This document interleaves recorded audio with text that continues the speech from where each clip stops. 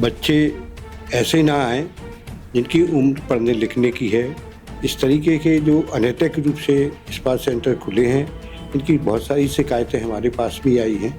हमने एक दमोही के स्पा सेंटर पे भी कार्रवाई की थी, जिसमें अनैतिक रूप से अन्य तरीके से एक बच्चों को परेशान किया जा रहा था और उनसे ब्लैकमेलिंग भी की जा रही थी। उसमें हमने एफआईआर भी कराई थी।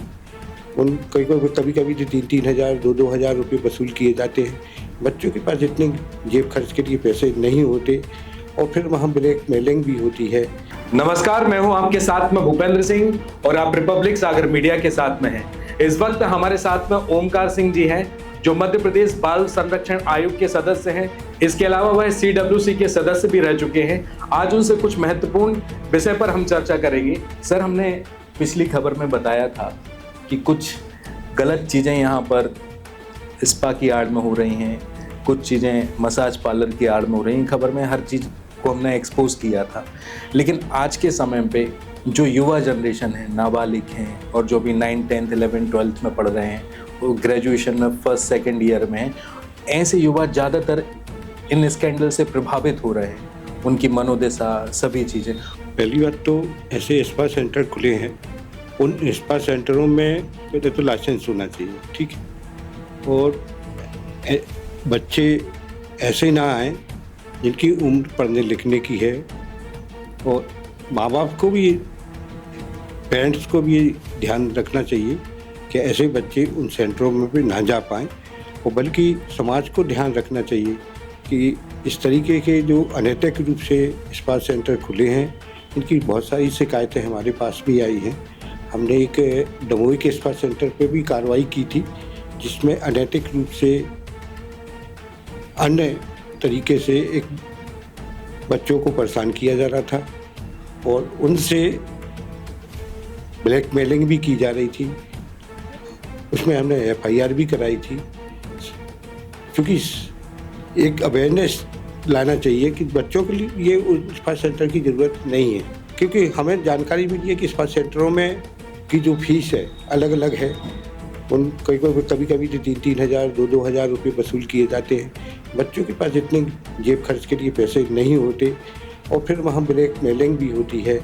समाज को देखना चाहिए और इस तरीके अवेयरनेस लाए। पहले तो प्रशासन को ये देखना चाहिए कि वो नैतिक रूप से जो शासन से स्वीकृति लेके वो स्पा सेंटर चला रहे हैं कि नहीं, अनुमति है कि नहीं, और उसमें CCTV भी होना चाहिए। CCTV भले जहाँ स्पा सेंटर का काम बाकी काम होता है उसमें नहीं, मगर रिसेप्शन पे तो CCTV लगाए जाने चाहिए, ताकि एक जो स्पा सेंटर का ओनर है उस पर दबाव रहे कि ऐसे लोग ना आएँ, कम उम्र के बच्चे ना आएँ।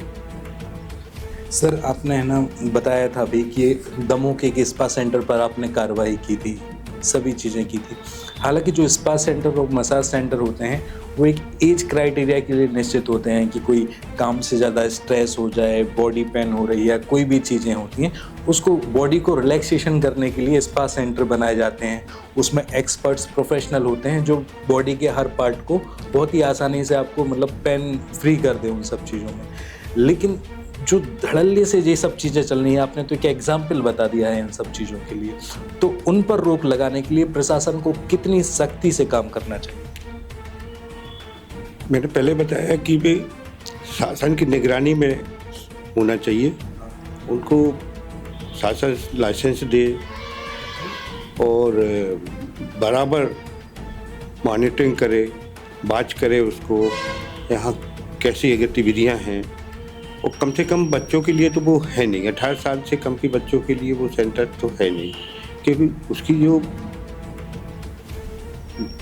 फीस होती है अलग अलग टाइप के उसमें काम होता है, तो उनकी अलग अलग फीस है, वो लमसम फीस है और उतना एक बच्चा अफोर्ड नहीं कर सकता। ना माँ बाप इसकी अनुमति देंगे कि ना उनके माँ बाप से इतना खर्च मिलेगा। अगर बच्चा जाने लगेगा तो फिर कहीं न कहीं से वो गलत काम करके वहाँ जाएगा। तो शासन को निगाह में चलना चाहिए, और ताकि वहाँ जो अनैतिक गतिविधियाँ हो रही हैं वो बच्चे वहाँ जो जा रहे हैं तो उन पर कार्रवाई कर सके, और कार्रवाई करना भी चाहिए। मोबाइल के उपयोग के संबंध में तो पेरेंट्स को भी सावधानी रखना चाहिए। कई परिवारों में देखा गया है कि अलग अलग कमरों में या एक ही कमरे में एक हाल में दूर बैठ के भी माता पिता भी मोबाइल चलाते चलाते सोते हैं। एक अनुशासन माता पिता में मिलाना चाहिए कि एक निश्चित समय हो मोबाइल देखने का, जो भी आप काम कर रहे हैं या कोई व्यावसायिक गतिविधियां हों या शैक्षणिक गतिविधियां हों उन पे आप देख रहे हों, तो मोबाइल पहले तो पेरेंट्स रखें। अगर पेरेंट्स मोबाइल समय पे नहीं रखेंगे तो आप बच्चे को भी आप बोल नहीं सकते, क्योंकि बच्चे तुरंत बोल देगा आप भी तो देर तक मोबाइल देखती हैं, चलाती हैं, पापा भी चलाते हैं, मम्मी भी चलाती हैं, बहन भी चलाती हैं। पहले तो पेरेंट्स को एक अनुशासन लाना पड़ेगा। कभी कभी हमें छोटी छोटी लगती है, वो बहुत बड़ी चीज़ हो सकती है, मानसिक ये बहुत बड़ी चीज़ है। पहले पेरेंट्स अनुशासन लाएं, मोबाइल का उपयोग सीमित करें, फिर बच्चों से कहें।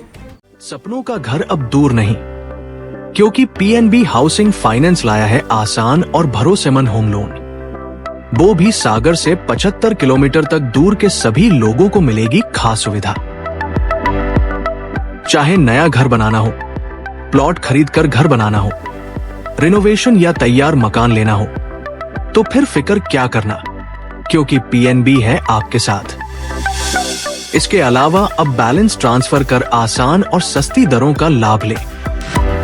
तो पता याद रखे, 2nd floor, Kaveri complex, Makronia, Sagar, Madhya प्रदेश।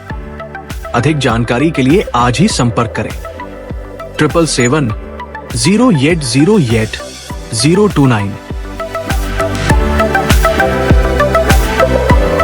रिपब्लिक सागर मीडिया को सब्सक्राइब अवश्य करें, और आप हमारी आने वाली सभी वीडियो को देखना चाहते हैं तो आपको उसके लिए घंटी जरूर दबानी पड़ेगी, ताकि आपको सभी वीडियो की नोटिफिकेशन समय समय पर मिलती रहे। रिपब्लिक सागर मीडिया पर जो भी वीडियो आएगा वह सच की कसौटी पर कसकर ही आएगा।